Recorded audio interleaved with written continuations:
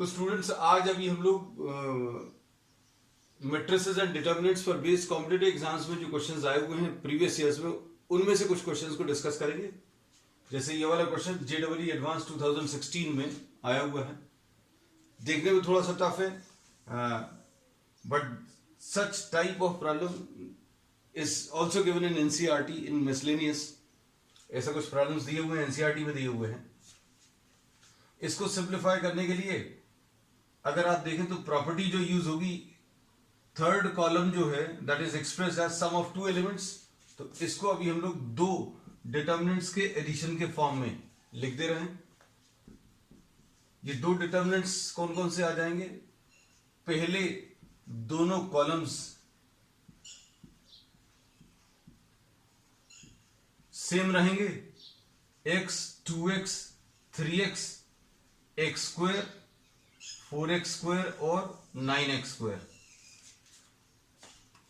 Third वाला जो column है वो दो दो एलिमेंट्स के सम के फॉर्म में एक्सप्रेस है, लिख लिया। ये x क्यूब 8x क्यूब और 27x क्यूब।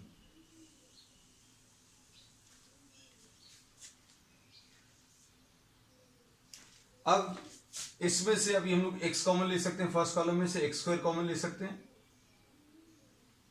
तो यहां पर क्या आ जाएगा? x इंटू एक्स स्क्वायर, यहां पर 1 2 एंड 3, यहां पर 1 4 एंड 9, ये 1 1 और 1 है, प्लस इसमें से क्या क्या कॉमन ले सकते हैं? x into x square into x cube, ऐसा कुछ आएगा।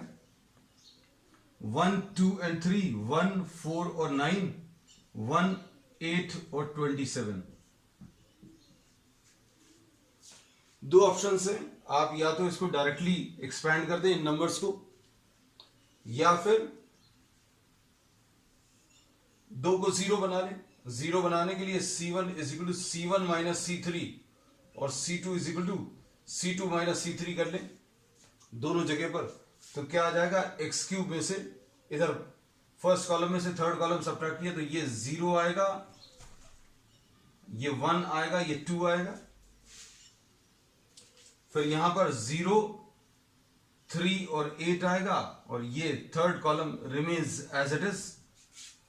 यहां पर ये x to the power of 6 आएगा, x to the power of 1 x square x cube, x to the power of 6। इसमें से इसको माइनस करेंगे तो ये 0 माइनस 6, फिर माइनस 24, फिर यहां पर 0 माइनस 4 और minus 18, 1 8 and 27 is equal to 0। अब इसमें क्या करें? इसको एक्सपैंड कर दें, एक्स क्यूब इंटू 10 है, एक्स क्यूब इंटू कितना आ जाएगा? 8 minus 6 plus X to the power of 6 into first row के अबाउट एक्सपैंड करें तो minus 18 into minus 6 will be plus 108, minus 24 into 4 96 is equal to 10। अब इसको अगर सिंप्लीफाई करके लिखें तो ये कितना आ जाएगा? X cube into 2 plus X to the power of 6 into 12 is equal to 10, ऐसा कुछ आ जाएगा। यानी ये 12 X to the power of 6 plus 2 X cube minus 10 is equal to 0, ऐसा कुछ आएगा। 2 से अगर डिवाइड कर दे तो ये आ जाएगा 6 x to the power of 6 plus X cube minus 5 is equal to 0। ये क्वाड्रेटिक इक्वेशन है। क्वाड्रेटिक इक्वेशन आप सिंप्लीफाई कर सकते हो, 6 5 30 है, तो इसको कैसे लिख सकते हैं? 6 x to the power of 6 plus 6 x cube splitting the mid term minus 5 x cube minus 5 equal to 0 आएगा। और इसको फर्दर सिंप्लीफाई करने पर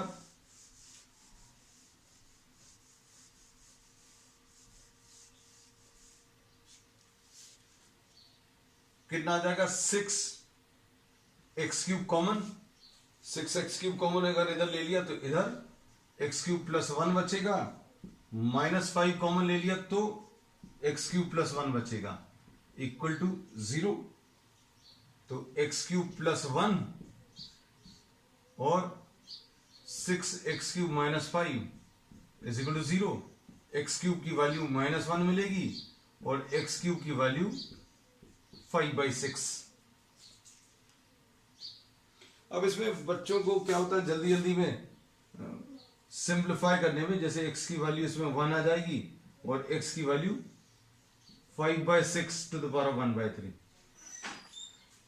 फिल इन द ब्लैंक्स वाले फॉर्मेट में ये क्वेश्चन है। तो आपको ये पूछा the total number of solutions, कितने number of real solutions possible है, ऐसी वैल्यूज जो रियल नंबर्स को बिलोंग कर रही हैं। तो ये दोनों रियल नंबर्स को बिलोंग कर रही हैं, तो इसका आंसर इसमें 2 आएगा। So the total number of solutions possible, answer कितना है ये नहीं पूछा, x की वैल्यू क्या है वो नहीं पूछी, इन्होंने ये पूछा है कि कितने नंबर ऑफ सॉल्यूशंस पॉसिबल हैं वो बताना है। तो ये अभी हम लोग ले लिया, ठीक, स्क्रीनशॉट ले लेना बेटा जल्दी से। नेक्स्ट क्वेश्चन,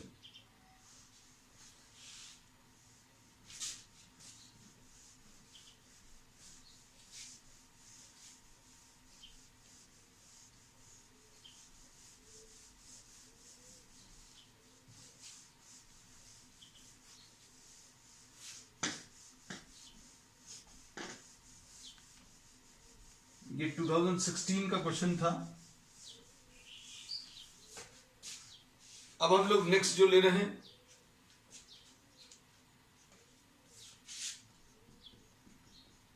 JEE एडवांस 2017 का क्वेश्चन है।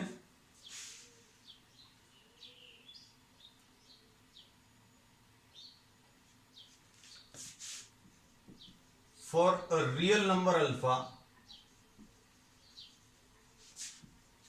क्वेश्चन को देखकर कभी मत डरना, क्योंकि जो कुछ भी पेपर्स में आता है वो सब कुछ किया हुआ रहता है, बस क्वेश्चन को समझने में अभी हम लोग कई बार थोड़ी सी दिक्कत हो जाती है, क्योंकि कुछ भी ऐसा नहीं है जो अभी हम लोगों से बनेगा नहीं। For a real number alpha, if the system of equations, if the system of equations कौन सी दी हैं, 1 अल्फा अल्फा स्क्वायर, अल्फा 1 और अल्फा, अल्फा स्क्वायर अल्फा और 1, XYZ, ऐसा कुछ है, is equal to 1 -1 and 1।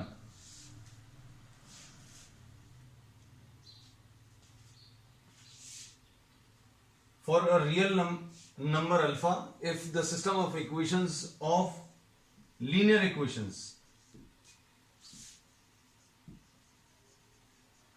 this system of linear equations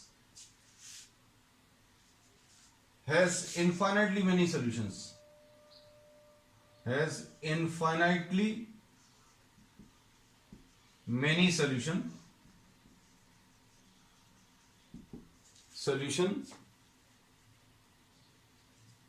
then 1 + alpha + alpha square equal to, ये भी fill in the blanks format में है।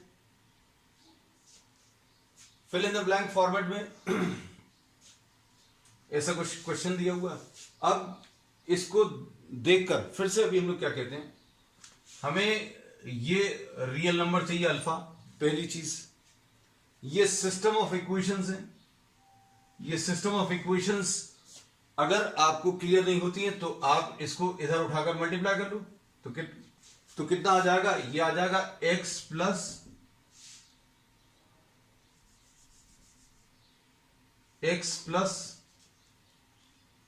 Alpha y plus alpha square z equal to 1, पहली equation. ऐसी दूसरी वाली बना सकते हैं, x alpha plus y plus z alpha is equal to -1, दूसरी इक्वेशन। ऐसी तीसरी वाली क्या आ जाएगी, x alpha square plus y alpha plus z is equal to 1। हालांकि इसकी जरूरत नहीं है बिल्कुल भी, लेकिन अभी कुछ बच्चों को हो सकता है शायद ये प्रॉब्लम जाए कि ये सिस्टम ऑफ लीनियर इक्वेशंस कैसे हैं, तो वो बता दिया this is not at all required. हमने बोला सबसे पहली चीज तो क्या है कि रियल नंबर चाहिए अल्फा। फिर दूसरी चीज ये लीनियर इक्वेशंस दी हुई हैं, और लीनियर इक्वेशंस में क्या दिया है, infinitely many solution. Infinitely many solution कब आता है, उसके लिए बेसिक कंडीशन जो जरूरी होती है क्या, value of the determinant A should be equal to 0। A किसको लिखते हैं, ये वाला मैट्रिक्स ए है, इसको एक्स लिखते हैं और इसको बी लिखते हैं, तो ये डिटर्मिनेंट इक्वल टू 0 आना चाहिए, मेन चीज। तो इस प्रॉब्लम को एक बार आपने समझ लिया तो प्रॉब्लम बहुत ईजी है। अब प्रॉब्लम में क्या है देखो जरा, ये हम रब कर दे रहे हैं, determinant A is equal to 0 मतलब क्या आ जाएगा, 1 अल्फा अल्फा स्क्वायर अल्फा 1 और अल्फा अल्फा स्क्वायर अल्फा और 1 इक्वल टू 0। ये चीज लिख लेना। फॉर, ये पिछली क्लासेस में अभी हम बता चुके हैं, for infinitely many solution the value of the determinant should be equal to 0। value of the determinant equal to 0, इसको सिंप्लीफाई कर लो। सिंप्लीफाई किया जा सकता है, सिंप्लीफाई करने के बहुत सारे तरीके हैं। एक तो अभी बेसिकली जब भी कुछ इस टाइप का प्रॉब्लम दिया हुआ हो तो आपको इसमें बिल्कुल भी जरूरी नहीं है कि आप इसको प्रूफ वाले मेथड से कॉलम्स को सब्ट्रैक्ट करें या ऐड करें, ऐसा कुछ करने की जरूरत नहीं है। आप डायरेक्टली चाहें तो एक्सपैंड कर सकते हैं अगर आप उसमें कंफर्टेबल हैं। अब जैसे इसमें क्या कर सकते हैं आप कि C3 is equal to C3 minus alpha times C2, इस कॉलम में से इसका अल्फा माइनस कर दूं, अल्फा टाइम्स। बहुत सिंपल प्रॉब्लम है, बहुत ज्यादा सिंपल, देखने में बड़ा थोड़ा सा टफ रहेगा। अगर आप सब्ट्रैक्ट कर देंगे तो कितना आ जाएगा, 1 अल्फा अल्फा स्क्वायर और अल्फा 1 और अल्फा, इसका अल्फा टाइम्स इसमें से माइनस करेंगे तो इधर 0 आएगा, इसमें से इसका अल्फा टाइम्स इसमें से इसका अल्फा टाइम्स माइनस करेंगे तो 0 आएगा, और इसमें से इसका अल्फा टाइम्स तो 1 माइनस अल्फा स्क्वायर। देखो कितना सिंपल है। अब अच्छे से सुनना, इसके अबाउट आप एक्सपैंड कर दो, इस वाली कॉलम के अबाउट अगर एक्सपैंड करेंगे तो कितना आ जाएगा, 1 minus alpha square 1 minus alpha square, और इधर कितना बचेगा, 1 अल्फा और अल्फा 1 इक्वल टू 0। तो ये तो वैसे ही 0 आ रहा है, तो 1 minus alpha square equal to 0 आएगा, तो अल्फा स्क्वायर की वैल्यू अल्फा स्क्वायर की वैल्यू 1 आ जाएगी। इतना सिंपल है। आप देखो नंबर ऑफ स्टेप्स, इससे ज्यादा नंबर ऑफ स्टेप्स आपको करने पड़ते हैं बोर्ड के किसी भी पेपर में। अगर आपको मैथ्स का लॉन्ग आंसर टाइप के क्वेश्चंस अगर आप देखें तो उसमें इससे ज्यादा नंबर ऑफ स्टेप्स लगते हैं। अब देखो नेक्स्ट, इसको रब कर देना, just take a screenshot quickly.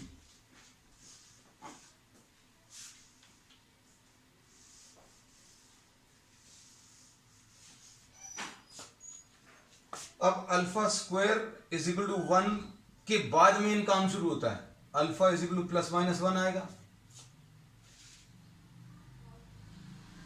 Alpha is equal to plus minus 1। अब देखो alpha is equal to plus minus 1 अगर आप ले लें तो क्या आएगा, ये जो इक्वेशंस थी अल्फा की वैल्यू 1 अगर आपने ले ली तो 1 1 और 1, ये 1 1 और 1, और ये वाला क्या है 1 1 और 1 into x y z is equal to 1 minus 1 1। हमने अल्फा की वैल्यू 1 रखकर इक्वेशंस बनाकर देखें क्या आ रहा है, क्योंकि नंबर्स आपको ऐसे ही आसानी से नहीं मिल जाएंगे, कुछ ना कुछ अभी जैसे स्टेज पर अभी हम लोग लगता है आंसर आ गया, अब आंसर आ गया, अभी हमने आगे क्यों चेक किया, उसका कारण क्या है, अल्फा की वैल्यू +1 अगर रखेंगे तो इसका आंसर कुछ और आएगा, और अल्फा की वैल्यू -1 रखेंगे तो -1 यहां पर और -1 यहां पर रखेंगे तो आंसर कुछ और आएगा। तो फिल इन द ब्लैंक्स में दो आंसर्स तो हो नहीं सकते। मल्टीपल चॉइस क्वेश्चंस में मोर देन 1 करेक्ट ऑप्शंस आ सकते हैं, मल्टीपल चॉइस क्वेश्चंस में मोर देन 1 करेक्ट हो सकते हैं, लेकिन यहां पर अल्फा की वैल्यू +1 रखेंगे तो अलग फिल इन द ब्लैंक्स का आंसर आएगा, -1 रखेंगे तो अलग आएगा। इसलिए अभी हमने क्या किया, इसको चेक कर रहे हैं। तो ये क्या आ जाएगा, x + y + z = 1। फिर अगला कितना आ जाएगा, x + y + z, इसको इधर मल्टीप्लाई करें = -1। देखो गलती यहीं पर मिल गई है, लेकिन हम फिर तीसरा लिख दे रहे हैं, x + y + z = 1। गलती क्या है, यहां पर 3 नंबर्स को ऐड करने पर 1 आ रहा है और 3 नंबर्स x y z को ऐड करने पर -1 आ रहा है, तो ये नॉट पॉसिबल। तो अल्फा = 1 इज नॉट पॉसिबल। ये पॉसिबल क्यों नहीं है, उसका रीजन अभी हमने आपको बता दिया। इक्वेशंस जैसे ही आपने फॉर्म की, तो आपको गलती तुरंत पता चल गई कि x + y + z 1 आ रहा है और x + y + z कितना -1 आ रहा है। अब इसके बाद आंसर तो आ गया है, नियरली आंसर आ गया, लेकिन फिर भी किसी के मन में अगर आता है कि भाई -1 को भी चेक करना है, तो -1 भी चेक कर ले रहे। -1 अगर इसमें रखेंगे, पुट अल्फा = -1, तो कितना आएगा, 1 -1 1 -1 1 और -1, और यहां पर 1 -1 और ये 1। इसको किससे मल्टीप्लाई करें, x y और z से मल्टीप्लाई करें, तो मिल कितना रहा है, 1 -1 और 1। इसमें चेक करो क्या आएगी equations, x - y + z, x - y + z = 1। अब अगला कितना आएगा, -x + y - z = -1। और तीसरी इक्वेशन क्या है, x - y + z = 1। ये तीनों इक्वेशंस अगर आप देखो तो एक ही हैं, गलत कुछ भी नहीं है इसमें, nothing wrong in the equations as we had obtained for alpha = +1। Equations में कुछ भी गलत नहीं आया, माइनस साइन से अगर आप मल्टीप्लाई करोगे इसको तो यही वाली इक्वेशन आ जाएगी। तो इनफाइनाइटली मेनी सॉल्यूशन में अभी हम लोग यही कहते हैं कि इक्वेशंस जो हैं आपको आइडेंटिकल इक्वेशंस दी रहती हैं, या तो तीनों इक्वेशंस आइडेंटिकल रहेंगी या कोई दो इक्वेशंस आइडेंटिकल या क्रिएटेड हो सकती हैं। ये अभी हमने थ्योरी क्लासेस में बहुत अच्छे से क्लियर किया है। अगर आपको ये वाला पॉइंट क्लियर नहीं हो तो you can go back to what the consistency topic. अब देखो अल्फा की वैल्यू अभी हमें कौन सी पता चल गई, -1, तो अल्फा की वैल्यू -1 रख लो इसमें, तो 1 -1 कैंसिल होगा, -1 का स्क्वायर, मतलब आंसर इसका +1 है। नोट कर लो जल्दी से।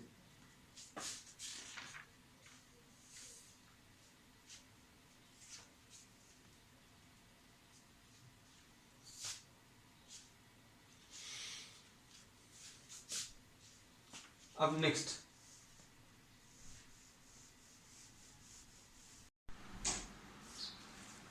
क्वेश्चन जो है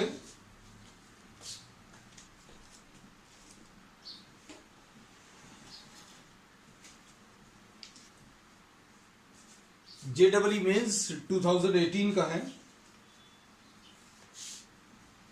If the value of this determinant x minus 4,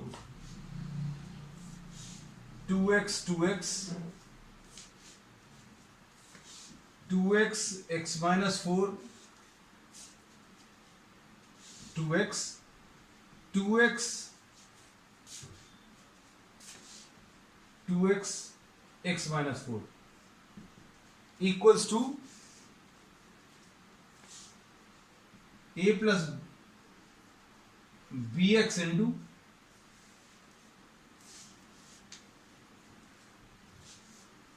x minus a whole square. Then the ordered pair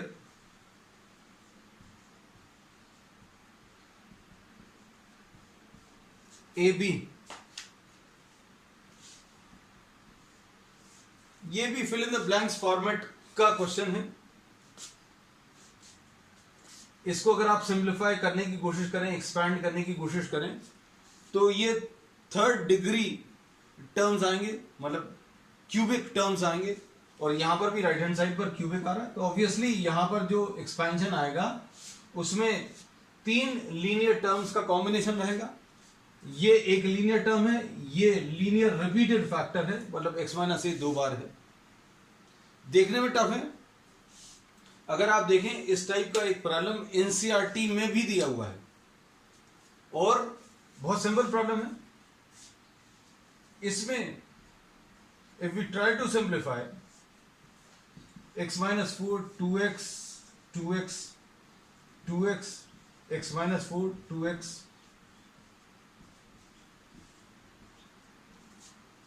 ये यहां पर कोई टर्म एक कॉमन आ रहा है, ऐसा कुछ लिखा हुआ है, लीनियर टर्म, x वाला एक टर्म कॉमन आएगा, और फिर लेकर सॉल्व करने पर जो है स्क्वायर वाले टर्म्स आएंगे।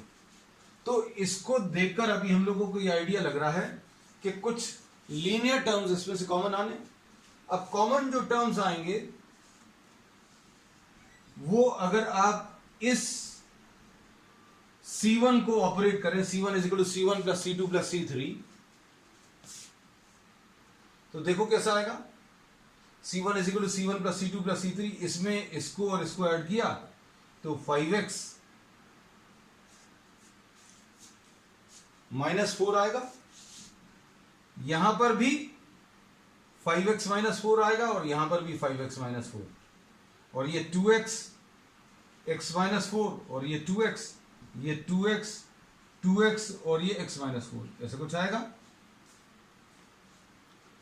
टर्म्स अगर आप कॉमन ले लें तो 5x माइनस 4, अंदर क्या बचेगा 1 1 एंड 1, 2x x माइनस 4 और 2x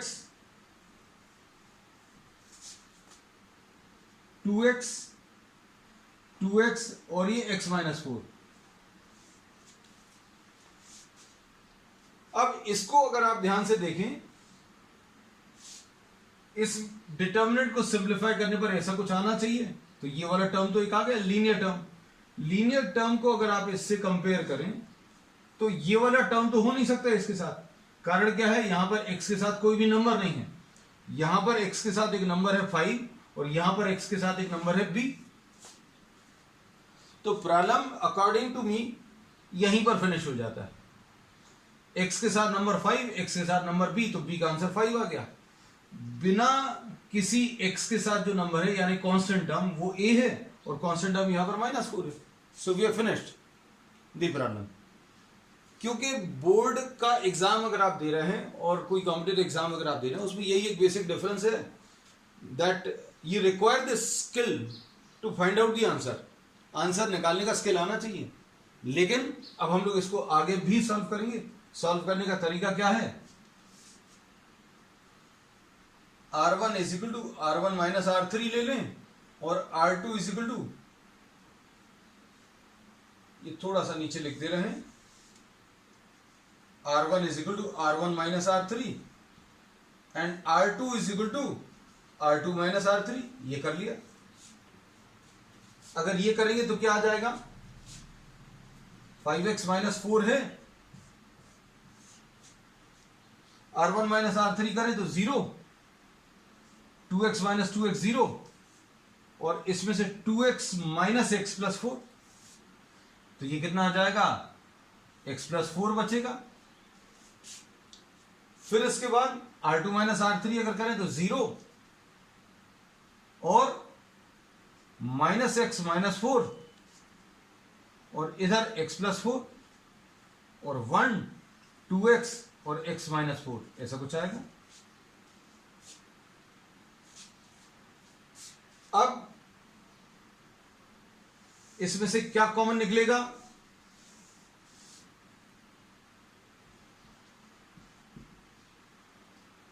फाइव एक्स माइनस 4 है already, x plus 4 first row में से बाहर निकलेगा और सेकंड रो में से भी बाहर निकलेगा, कॉमन ले सकते हैं। कितना आ जाएगा, 0 0 और 1, 0 माइनस 1 और 1, और 1 2x और ये x माइनस 4।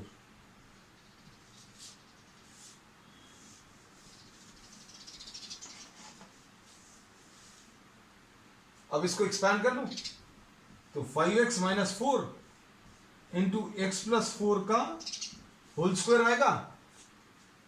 एक्सपैंड अगर करें तो कितना आ जाएगा, 0 1 माइनस 1 एंड 1, तो ये finally 5x minus 4 into x plus 4 का होल स्क्वायर। अब देखो ये परफेक्टली इसी फॉर्मेट में आंसर आपका आ गया।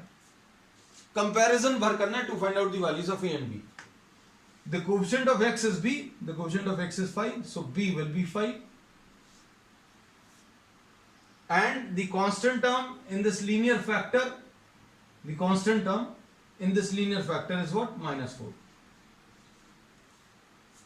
So the answer is perfectly the same what we had obtained in the earlier steps. हमने बोला था आपको शुरू में ही इस प्रॉब्लम में 2 स्टेप्स करने के बाद ही आपको आंसर मिल गया है।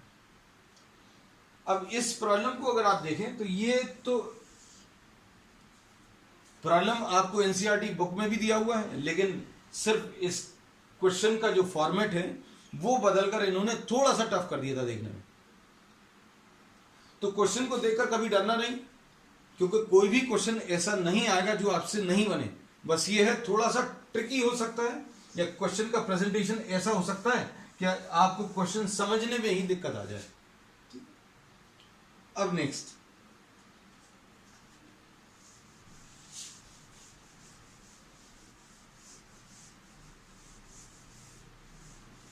अब हमें नेक्स्ट क्लास में देखकर बताना। अभी हमने 2 क्वेश्चंस के बारे में कहा है जो एनसीईआरटी रिलेटेड थे। ये भी बोला कौन सी एक्सरसाइज के कौन से वाले क्वेश्चंस हैं।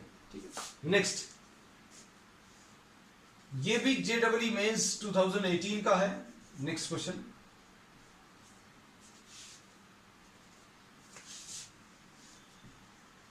if the system of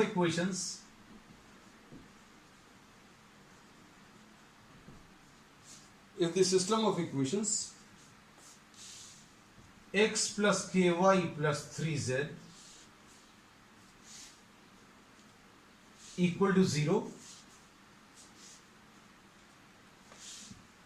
3x plus ky minus 2z is equal to 0, and 2x plus 4y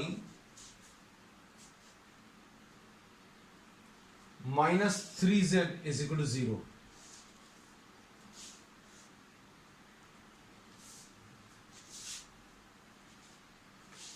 Has non-zero solution. ऐसा बोला, if this system of equations has a non-zero solution, then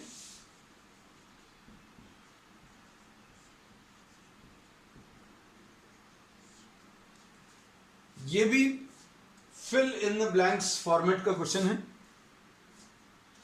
इसमें इस type की जो equation है a1x plus b1y plus c1z equal to d1, a2x plus b2y plus c2z is equal to d2 and a3x plus b3y plus c3z is equal to d3। ये format अभी हम लोगों ने पढ़ा हुआ है इक्वेशंस का। These are simultaneous equation in 3 variables. अब इसमें अगर यहां पर कांस्टेंट टर्म अगर नहीं है, then these equations are called homogeneous equations. These are called homogeneous equations in 3 variables. Homogeneous equations in 3 variables और इनकी डिग्री 1 है, सबके ऊपर पावर 1 है। तो अगर कांस्टेंट टर्म नहीं है जैसा इस प्रॉब्लम में दिया है,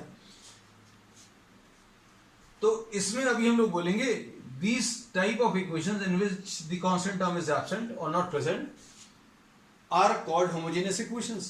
Homogeneous equations की खासियत ये रहती है कि x equal to 0, x equal to 0, y equal to 0 and z is equal to 0 is always a solution. आप x की वैल्यू 0 रखो, y की 0, z की 0, सेटिस्फाई करेगा। x की वैल्यू 0, y की वैल्यू 0, z की वैल्यू 0, सेटिस्फाई करेगा। ऐसे ये तीसरा वाला। सो 0 0 0 is always a solution of such type of equations and such type of solution is called a trivial solution. This type of solution is termed as a trivial solution. लेकिन हमें problem में कहा गया है कि नॉन जीरो सोल्यूशन बताना है, and non zero solution is called a non trivial solution.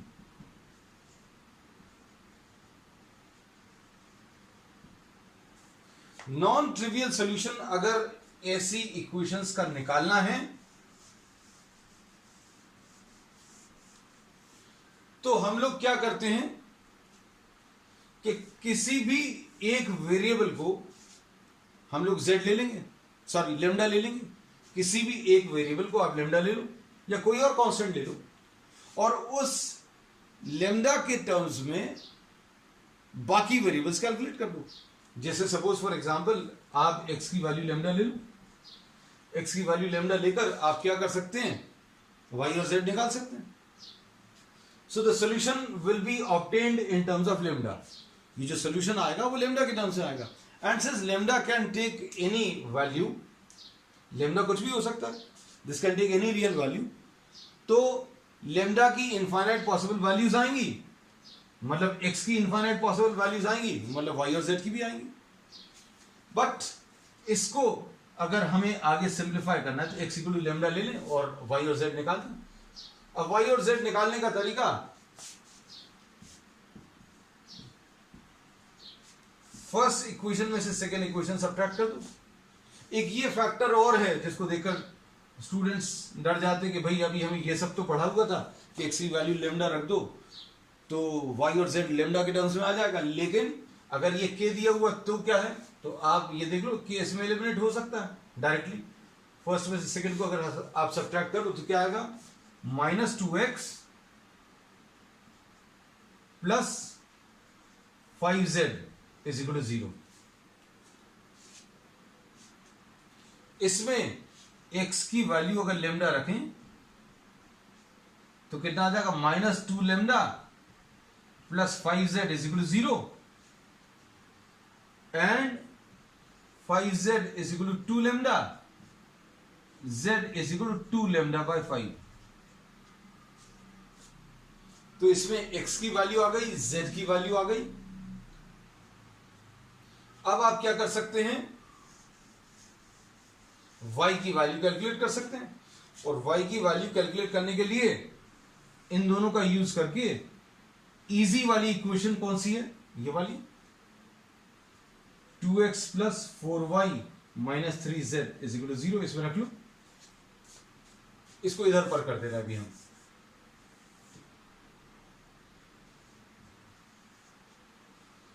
To x plus 4y minus 3z is equal to 0 2 lambda plus 4y minus 3 z की वैल्यू 2 lambda by 5 है is equal to 0.